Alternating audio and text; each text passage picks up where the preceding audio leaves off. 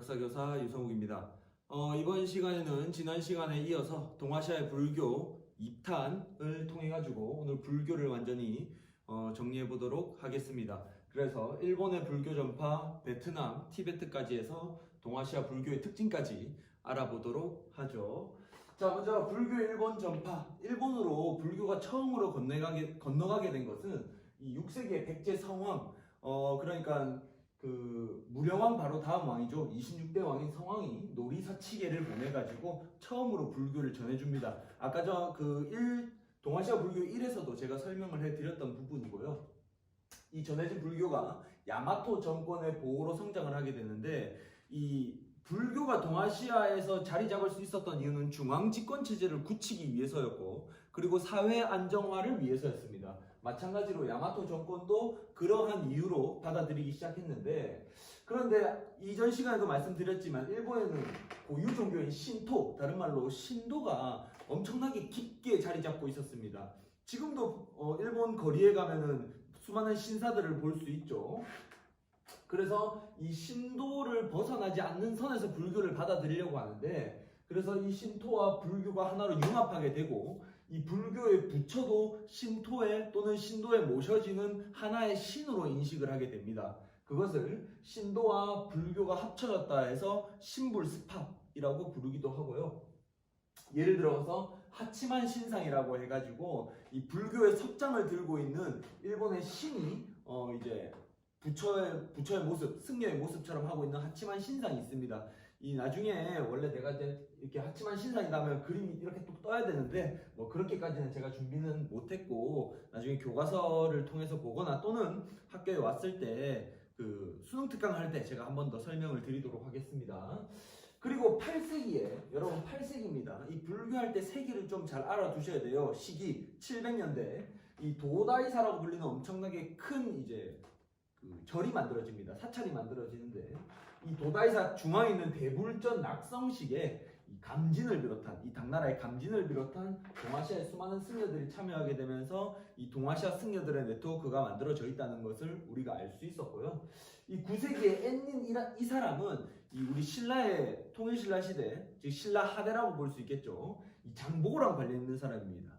이 사람이 당나라에 이 불교를 배우러 갔다가 이 장보고가 만든 법화원에 이제 머무르게 되고, 당시에 이 사람이 장보고를 만나지는 못합니다만 나중에 감사 편지를 쓰게 돼요.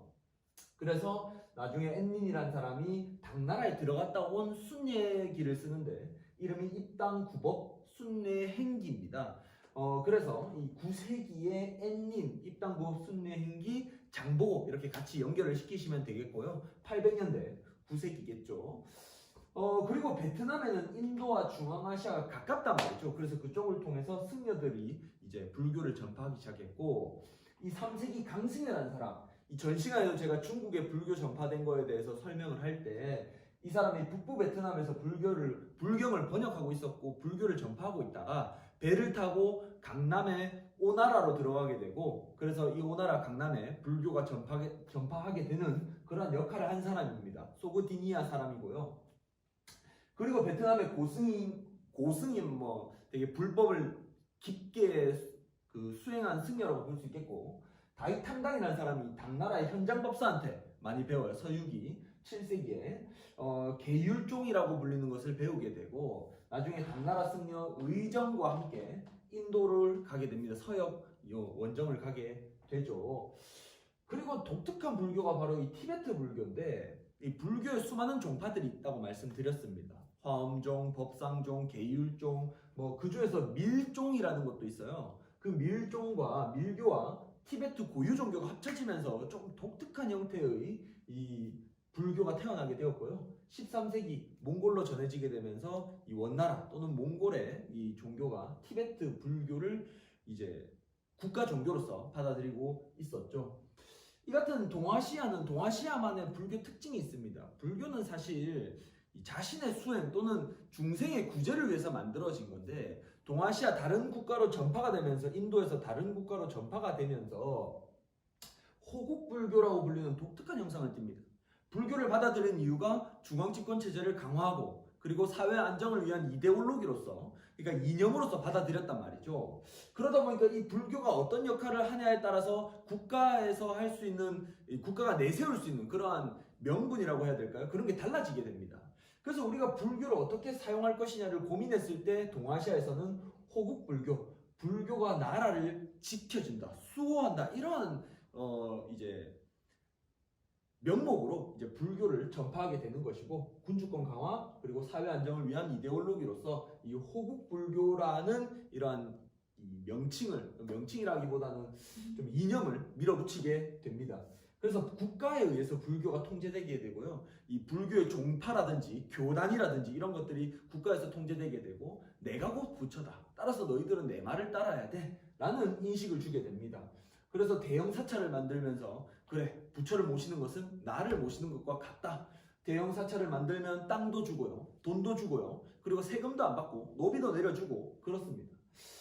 그리고 큰 불상을 제작해서 저 불상이 나의 모습처럼 만들도록 해라, 보이도록 해라 라는 이런 인식을 주게 되죠. 중국에는 도낭석굴이라든지 윙강석굴이라든지 아까 전에 이전 시간에 봤었던 룽먼석굴이라든지 그런 곳에 가면 18m, 14m, 21m, 뭐 30m 이런 불상들이 만들어져 있고, 도다이사, 일본의 8세기 도다이사에 가면 18m짜리 대불, 금색으로 칠해져 있는 엄청나게 큰 불상이 있습니다. 그 도다이사 대불전에 동아시아 승려들이 참여를 했었잖아요. 낙성식에. 그 도다이사 대불 같은 것들을 통해서 호국불교의 이미지를 심어줄 수 있게 된 것이죠. 그리고 제가 글자 하나를 짝대기를 빼먹었네요. 선종이라는 것이 이제 이 동아시아에서 유행을 하게 되는데, 남북조 시기, 혼란스러운 시기에 우리가 기댈 데가 없을까라고 했을 때 불교에서, 야, 이 교리를 이해해야지 불교를 믿는 건데, 부처님 곁으로 갈 수 있는데 너무 어렵다. 그래서 달마라는 사람이 참선, 수행이죠. 가만히 앉아가지고 수행도 하고 명상도 하고 요가도 하고 깨달음을 중시하는 그러한 종파를 만듭니다. 그게 선종이라는 것이고요. 한반도로 들어와서는 신라 말기에 호족 세력, 저 왕실 세력에 대항하는 그러한 이념으로서 이 선종이라는 것을 호족 세력 또는 이제 군진 세력, 군사 세력들이 받아들였고요. 일본에서는 무사 세력들이, 이 사람들은 직관적으로 싸움을 통해서 성장하는 사람들이기 때문에 직관적으로 뭔가를 깨달음 얻는 걸 좋아합니다. 계속된 수양이라든지 계속된 책 읽기라든지 이런 이해를 통해서라기보다는 내가 칼을 계속 베다 보니까 이 한 가지 모든 길은 하나로 통하는구나, 이러한 깨달음을 중요시하는 선종이 무사들한테도 잘 맞았던 것이죠. 그래서 일본 무사 정권, 뭐 가마쿠라 막부나 무로마치 막부 이럴 때 불교가 유행을 하기도 합니다. 이 같은 불교는 그냥 들어와서는 자리 잡기 힘듭니다. 그래서 전통신화 또는 동아시아에는 유교가 자리 잡고 있었죠. 이것들과 결합을 하기 시작하는데요. 이전 시간에 말씀드렸지만 절에 가면 용을 타고 가는 선녀 모습이나 부처의 모습을 볼 수 있는 이유는 그림으로 용신설화, 이 용신설화를 받아들였기 때문이고요. 청룡, 백호, 주작, 현무 이런 사신에서 청룡을 받아들이기도 한 것이고, 그리고 아까 전에 일본 할 때도 봤지만 신불, 스파 이런 것들이 고유 종교랑 합쳐지는 경우라고 볼 수 있고, 절에 가면 삼신각이라든지 삼신 할매한테 아들을 점지해주세요, 딸을 점지해주세요, 자식을 낳게 해주세요 이런 걸 비는 것도 집에서 하지 않고 절에 가서 하는 이유가 전통신앙을 불교가 받아들였기 때문입니다. 그리고 중국에는 부모 은중경이라 불리는 불교의 경전이 만들어져요. 원래 불교에는 부모에게 효도해야 된다라는 그러한 개념이 없습니다. 그런데 유교가 그런 것들이 있잖아요. 효를 가장 중요시하고 효가 나중에 충으로 발전을 하게 되는데, 그러한 모습을 담은 경전을 만들어요. 부모에게 은혜를 갚아야 되는 그러한 부모 은중경이라는 것이 만들어지게 되고, 동아시아, 한반도라든지 일본에도 전해지게 됩니다. 즉 유교랑 불교가 합쳐지는 모습을 볼 수 있고, 이 같은 불교가 동아시아 사회에 어떠한 역할을 했느냐면, 일단 먼저 인적, 지적 교류를 매우 활발하게 해줬습니다. 이 불교를 믿는 승려들이 새로운 이 교리가 없을까, 아니면 내가 이거 이해하지 못하는 이 불경에 대해서 이해할 수 있는 사람을 찾아가서 같이 이야기도 해보고 질문도 하고 그 사람은 어떠한 생각을 가지고 있는지에 대해서 알아보고 싶다라는 생각을 가지고 유학도 간단 말이죠. 즉 당시에 이 승려들은 지적 엘리트들입니다. 그래서 서로 왕래하면서 지적 네트워크가 형성되었고 그들이 대화를 하기 위해서 쓰는 글들이 한자였고 한문이었죠. 그래서 한자나 한문을 이해하는 형식이 되게 발달하게 되고 야 이거를 우리나라에서는 쉽게 우리나라 같은 경우는 주어, 목적어, 동사 이렇게 말하고 중국 같은 경우는 주어, 동사, 목적어가 나옵니다. 그게 어순이 다르다는 거죠. 영어처럼 중국어는 어순이 우리랑 다릅니다. 이것을 우리한테 맞게끔 어떻게 쓸 수 있을까? 라고 고민을 하게 되고 이두라든지 향찰이 만들어지거나 또는 일본에서는 가나라고 불리는 한자의 형태를 본따서 만든 가나라고 불리는 뭐 히라가나, 가타카나 같은 글자가 만들어지게 되는 것이죠. 대표적인 게 뭐 고구려의 해자라든지 쇼토쿠 일본 쇼토쿠 태자의 스승이기도 했고요. 뭐 담징이라든지 종이, 먹 갖다 주고 원효대사 7세기 의상대사 그리고 해초가 이 왔다 갔다 하면서 인도도 왔다 갔다 했었잖아요. 해초라든지 현장법사 이 사람들 인도 갔다 왔었고 뭐 의정대사, 법현, 감진, 앤닌 뭐 이런 사람들의 이름은 어느 정도 한 번씩은 들어본 적 있는 것 같아 정도는 여러분들이 인식을 하셔야 됩니다. 그리고 예술 문화 발전도 불교가 들어오면서 사실 모든 분야의 예술이 발달합니다. 불교가 들어왔다는 것은 부처님을 모실 절을 만들어야 되기 때문에 건축 기술을 발달하고 그리고 부처의 살이라든지 부처의 것을 모시는 게 탑입니다. 탑을 만드는 건축 기술, 불상을 빚는 조각 기술, 그리고 불상 뒤에 이제 불화를 그려야 되기 때문에 물감, 안료를 만드는 기술, 그 다음에 그걸 칠하는 기술, 보존하는 기술, 모든 기술들이 발전한다는 거죠. 불경을 또 써야 되니까 인쇄 기술, 모든 예술이 발전하게 되고 그 중에서도 유명한 것이 바로 무구정광 대다란이경. 현재 남아있는 세계에서 가장 오래된 목판 인쇄물, 이거 툭툭툭 찍어낼 수 있는 거 나무로 파가지고 그리고 그 다음번이 백만탑 다란이경입니다. 이 무구정광 대다란이경이 불국사에서 발견되기 전까지만 해도 일본의 백만탑 다란이경이 세계에서 가장 오래된 목판 인쇄물이었는데 이게 발견되면서 우리나라의 무구정광 대다란이경이 가장 오래된 것이고 불교 문화도 유행합니다. 그 사발이 유행하게 된 것은 이 불교의 승려들이 차를 되게 많이 마셨어요. 수행을 하기 위해서.